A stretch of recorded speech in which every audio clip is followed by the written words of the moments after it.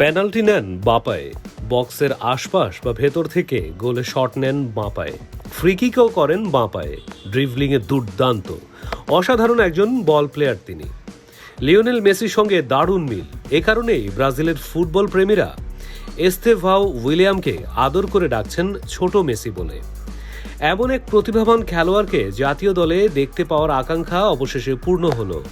ব্রাজিলের coach Dorival junior তাকে ডেকেছেন 2026 বিশ্বকাপ দক্ষিণ আমেরিকা অঞ্চলের বাছাই পর্বের পরবর্তী 2 ম্যাচের জন্য।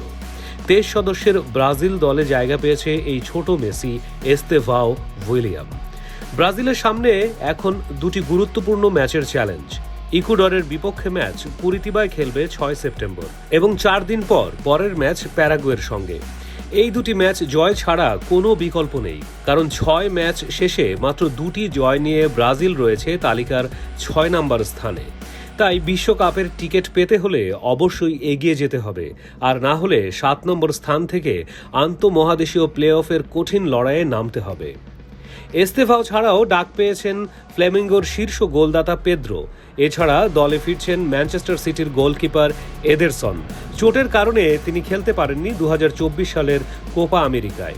তাছাড়া ব্রাজিলের 23 সদস্যের দলে আছেন গোলকিপার আলিসন বেস্তো, এদেরসন, রক্ষণভাবে দানিলো, ইয়ানকুতো, গিলেরমো আরানা। এখন গোটা ব্রাজিল অপেক্ষায় দেখতে চায় এই ছোট মেসির পায়ে ভর করে তাদের ফুটবল ঐতিহ্য আবারও নতুন উচ্চতায় পৌঁছায় কিনা। হয়তো এই তরুণ প্রতিভার হাত ধরেই ফুটবল বিশ্বকাপ পেতে চলেছে এক নতুন মেসিকে।